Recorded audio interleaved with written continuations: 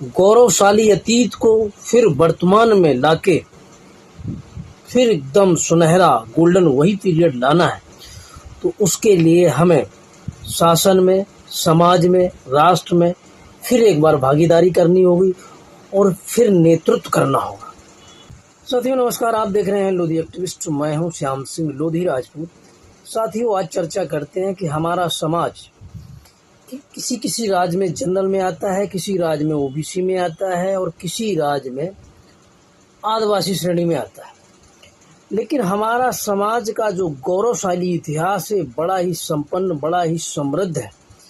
हमारे ही समाज के महाराजा ब्रह्म स्वरूप लोधी जी ने लोधी संवत का निर्माण किया था और लोधी संवत चलाया था। हमारे ही समाज की गौरव महारानी वीरांगना अवंतीबाई लोधी जी ने पूरे भारत में महिला शक्ति के प्रतीक के रूप में कार्य किया और अंग्रेजों को खदेड़ने का कार्य किया, अंग्रेजों को नाकों चने चबवा दिए। हमारी समाज की ही महारानी वीरांगना विदुलता लोधा ने जौहर किया और राज ऐशो आराम की जिंदगी को लात मारते हुए अपने राज के साथ गद्दारी नहीं की।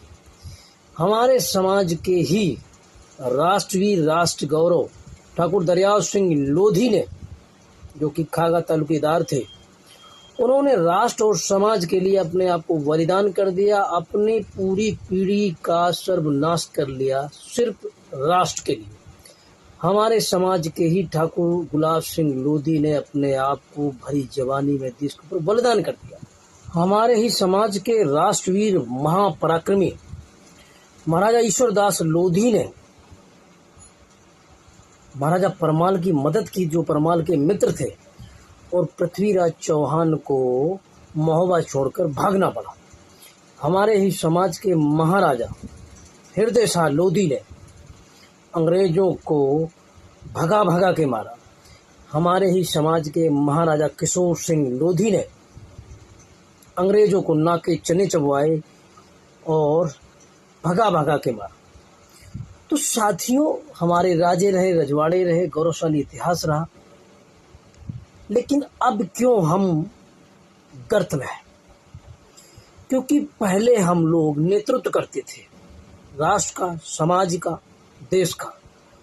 और एक कहावत है कि जो पीढ़ी अपना वर्तमान गौरवशाली रखती है, गौरवशाली बनाती है, एक समय वो आता है कि उसी समाज का गौरव मिट्टी में मिल जाता है, क्योंकि परिवर्तन ही प्रकृति का नियम है, ये शाश्वत सत्य है। तो हमारे समाज का जो गौरव है वो धीरे धीरे विलुप्त हो गया। लेकिन अब वक्त है, अब हमें जागने की ज़रूरत है और एक बार फिर वही गौरवशाली समाज का निर्माण करना है। उसके लिए हमें फिर नेतृत्व करना होगा, एक बार फिर एकता के साथ डट के लड़ना होगा। हमें अपना गौरवशाली अतीत याद है, गौरवशाली अतीत को फिर वर्तमान में लाके फिर एकदम सुनहरा गोल्डन वही पीरियड लाना है, तो उसके लिए हमें शासन में, समाज में, राष्ट्र में फिर एक बार भागीदारी करनी होगी और फिर नेतृत्व करना होगा। 500 साल से मंदिर नहीं बना जिस मंदिर के लिए सैकड़ों लोगों ने कुर्बानी कर दी, उस मंदिर को भी हमारे समाज के महानायक बाबूजी कल्याण सिंह ने बाबरी मस्जिद को गिरवाने का जो श्रेय है, बाबरी मस्जिद को गिरवाने का जो ध्येय है, वो राम मंदिर था। तो लोग तो फुदकते हैं, हम क्या है, हम लोग अपने अतीत को भूलते जा रहे हैं। तो अतीत को याद रखना है, अतीत को कुरेदना है, वर्तमान में फिर नेतृत्व करना है और अब वही जीवटता, वही एकाग्रता, वही वीरता के साथ हमें फिर शिक्षा, आर्थिक, सामाजिक, राजनीतिक रूप से एकत्रित होके, समृद्ध होके और राष्ट्र में भागीदारी की लेनी है और राष्ट्र का नेतृत्व करना है। तब हमारा फिर गौरवशाली वर्तमान, हमारे समाज का राष्ट्र गौरव का जो एक तकमा था किसी समय में, वो फिर आएगा।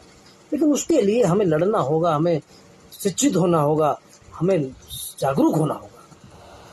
मैं जितने लोगों को बताता हूँ कि भैया अपने लड़कों को पढ़ाओ, एक रोटी कम खाओ, नशा कम कर दो, शराब, बीड़ी, पुड़िया, सिगरेट त्याग दो, लेकिन अपने बच्चों को जो भी शिक्षा आप दिलवा रहे हो वो बेस्ट शिक्षा होनी चाहिए।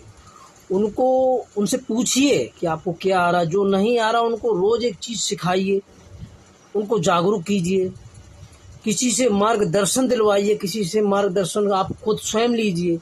और अपने बच्चों की जितनी आप देखभाल करेंगे, उनके पीछे आप जितना समय खर्च करेंगे, कभी उनको डपटिए मत, कभी उनको धमकाइए मत, प्यार से शांति से आप उनको समझाइए और बच्चे आपकी बात को सुनेंगे। और मैं दावे के साथ कहता हूं कि आज का जो युग है वो तलवार का नहीं रहा है, क्योंकि तलवार का जब युग था तो हम नेतृत्व करते थे, लेकिन जैसे कलम का युग आया हम लोग पीछे हो गए, क्योंकि हम लोग अपने आप को बदल नहीं पाए।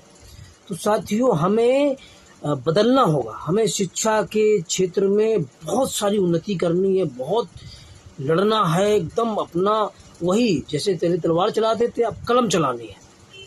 तो कलम चला के IAS PCS प्रशासन में हमें घुसना होगा, तब जाके हम उस गौरवशाली इतिहास को वर्तमान बना पाए। ये आपको करना होगा, नहीं करोगे तो पिछड़ जाओगे। कहावत है, करत करत अभ्यास के जड़मत होत सुजान, रसरी आवत जात है सिल पर परत निशान। तो साथियों, हमें फिर वही सब कुछ करना है। और शिक्षा, जितना जागरूकता हो शिक्षा के लिए आप लड़ो। आप लड़ सकते हो तो शिक्षा के लिए लड़ो, अपने बच्चों को उच्च शिक्षा दिलवाओ। जो भी आपके पास साधन संसाधन है, सिर्फ एक शिक्षा एक ऐसा माध्यम है जिससे आप अपना वर्तमान, अपना भूतकाल, अपना भविष्य सब कुछ बना सकते हो। और साथियों, हमारे गांव में इतना पिछड़ा है शिक्षा के स्तर में, पूछो मत। पुड़िया, बीड़ी, सिगरेट और पैसा सब कुछ है, सबके पास धन है, किसी के पास धन की कोई कमी नहीं, लेकिन नहीं, सोच नहीं है। सोच को बनाइए, सोच को अपने दिमाग में, अपने दिलो दिमाग में डालिए कि आपको पढ़ना है, लड़ना है, अपने बच्चे को अधिकारी, कर्मचारी बनाना है, चाहे सरकारी क्षेत्र में ना हो, प्राइवेट क्षेत्र में।